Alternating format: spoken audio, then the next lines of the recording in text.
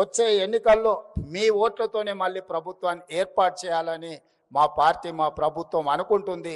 ప్రతి ఆడబిడ్డను 1 కోటి మందిని ఇందులో సభ్యులుగా చేర్చి ఆ 1 కోటి ఓట్లతోనే రెండోసారి ప్రభుత్వాన్ని ఏర్పాటు చేసి మిమ్మల్ని 1 కోటి మందిని కోటీశ్వరులను చేసే బాధ్యత తీసుకుంటామని తెలియజేస్తూ ప్రత్యక్షంగా మా ఆడబిడ్డల్ని ప్రోత్సహించాలనేదే మా ప్రభుత్వం యొక్క ఆలోచన విధానం. అందుకే ఈరోజు సెర్ప్ వేరే మెప్మా వేరే ఉంటే రెండింటిని కలిపి మెర్జ్ చేసినాం. ఈరోజు అర్బన్ ప్రాంతాలు అంటే పట్టణ ప్రాంతాలలో చాలామంది మహిళా సంఘాలలో చేరకుండా ఉన్నారు. నేను అధికారులకి వేదిక మీద నుంచి ఆదేశాలు ఇస్తున్నా. గ్రామీణ ప్రాంతాలలో చాలా వరకు మహిళలు సంఘాలలో చేరి సంఘం యొక్క అవకాశాలను వినియోగించుకుంటున్నారు. కానీ పట్టణ ప్రాంతాలలో ఇంకా మహిళలు ఈ సంఘాలలో చేరడం లేదు. ప్రత్యేకంగా ఒక స్పెషల్ డ్రైవ్ పెట్టండి. పట్టణ ప్రాంతాలలో ఉన్న మహిళల్ని కూడా సంఘాలలో సభ్యులుగా చేర్చండి. వాళ్ళందరినీ వ్యాపారాలు చేసుకోవడానికి ప్రోత్సహిద్దాం. ఆడబిడ్డలు వ్యాపారంలో నిలదొక్కున్నప్పుడే ఆ కుటుంబం ఆర్థికంగా నిలబడుతుంది. అదేవిధంగా ఈరోజు మీరు ఐడెంటిటీ కార్డు మహిళలకు ఇస్తున్నట్టున్నారు, కాకపోతే దాంట్లో డేటాబేస్ ఉన్నట్టు లేదు. అందుకే ఈరోజు నేను ఈ ప్రత్యేక సందర్భంలో ప్రతి ఆడబిడ్డకు ఒక QR కోడ్ అంటే ఒక యూనిక్ నెంబర్, అది మరి సాంకేతికంగా ఎట్లా అభివృద్ధి చేస్తారో సంజయ్ గారు చూడాలి.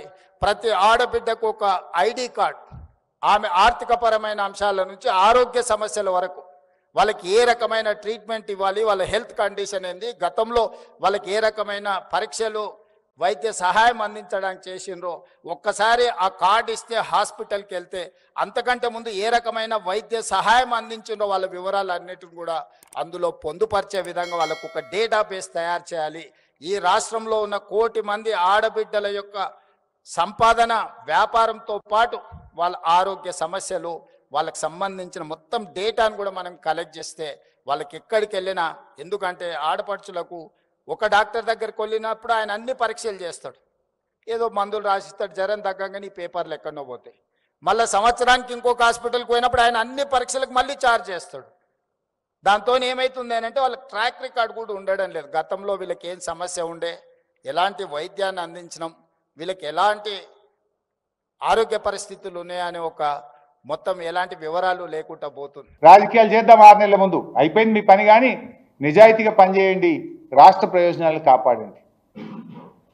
ఇవాళ నువ్వు అన్ని చిల్లర మాటలు, ఉద్దర మాటలు, అబద్ధాలు మాట్లాడి, అబద్ధాలు మాట్లాడి, మోసాలు మాట్లాడి ఇంకెన్ని రోజులు చేస్తావు రాజకీయము? ఇప్పుడు ఏడాది అర్థంకెళ్ళి ఇదే చెప్తున్నావు. పోయిన అసెంబ్లీ సమావేశాల్లో ఏం చెప్పినావు నువ్వు? 6 ప్రాజెక్టులు పూర్తి చేస్తా, 6.5 లక్షల ఎకరాలకు నీళ్ళు ఇస్తా అన్నావు. పూర్తి చేసిన ఒక్కటన్నా 6 చెప్పినావు నువ్వు. 6.5 లక్షల ఎకరాలకు నీళ్ళు ఇస్తా అన్నావు. 6.5 లక్షలు ఇచ్చిపెట్టు, 6,000 ఎకరాలకన్నా ఇచ్చినావా?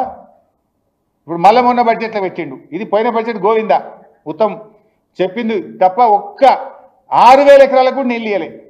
ఇప్పుడు మాటలు మస్తు మాట్లాడుతూ కూర్చున్న కాడ పని చేస్తే తెలుస్తుంది. నువ్వు చేసిన గొప్పదనం ఏంటంటే 6 ప్రాజెక్టులు పూర్తి చేస్తా అన్నావు, కానీ పెద్దవాగు కొట్టుక పీకింది, SLBC ఊలి పీకింది, వట్టెం పంపోజు మునిగి పీకింది. గింతే నువ్వు చేసింది.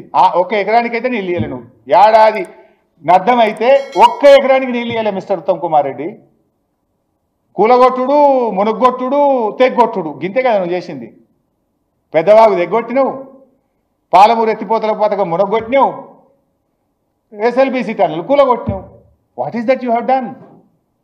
నువ్వేందో ఉద్ధరించినట్టు, నువ్వు సత్యహరిశ్చంద్రుడు లెక్క నేనంత పెద్ద ఉద్ధరించినాను మాట్లాడుతూ ఏం చేసినావు ఏడాది అర్థంలో? నువ్వు ఏడాది అర్థంలో నీ పాలనలో కనీసం 6,000 ఎకరాలకు నీళ్ళు ఇచ్చినావా? అసెంబ్లీని కూడా తప్పుదో పట్టించినావు. 6,50,000 ఎకరాలకు నీళ్ళు ఇస్తా, 6 ప్రాజెక్టులు పూర్తి చేస్తా అని శాసనసభను కూడా తప్పుదో పట్టించినావు మిస్టర్ ఉత్తమ్ కుమార్ రెడ్డి. అరే ఏం నడుపుతావా నువ్వు? గవర్నమెంట్ 30 SC పోస్టులు ఖాళీ ఉన్నాయి, 15 చీఫ్ ఇంజనీర్ పోస్టులు ఖాళీ ఉన్నాయి.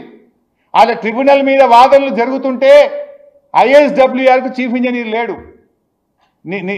నీ పాలన ఎంత అందంగా ఉందంటే, అత్యంత ముఖ్యమైన సెక్షన్ 3 మీద, కృష్ణా నదీ జలాల్లో నీటి పంపకం మీద ఢిల్లీలో ట్రిబ్యునల్ ముందు వాదనలు జరిగితే ఇంటర్ స్టేట్ వాటర్ రిసోర్స్కు చీఫ్ ఇంజనీర్ పోస్ట్ ఖాళీ పెట్టావు నువ్వు. The post is vacant. SC కూడా లేడు, CE లేడు, SC లేడు, ఈ వై కూర్చుంటున్నాడు. అంటే హౌ సీరియస్ యు ఆర్? అసలు నీకు ఆ సీరియస్నెస్సే లేదు. నీకు అర్థమవుతుందా? అర్థమవుతలేదో నాకు అర్థమవుతలేదు. ఎంత ఇంపార్టెంట్ సెక్షన్ 3. దానికి SC ఉన్నాడు, CE ఉన్నాడు, ఉత్త డిప్టీ పోతున్నాడు ఢిల్లీకి. ఆ డిప్టీలు కూడా పాపం వాళ్ళు ఫ్లైట్ టికెట్లు కొనుక్కొని పోతే ఫైనాన్స్ బిల్లు పాస్ అవుతలేదు. వాళ్ళు ఏడుస్తూ ఉన్నారు. ఆ ఫైనాన్స్లో పర్సెంటేజ్ ఇస్తే తప్ప బిల్లు పాస్ కాదా మీ గవర్నమెంట్లో? ఈ ఫ్లైట్ టికెట్లకు వాడేట పర్సెంటేజ్ ఇవ్వాలి.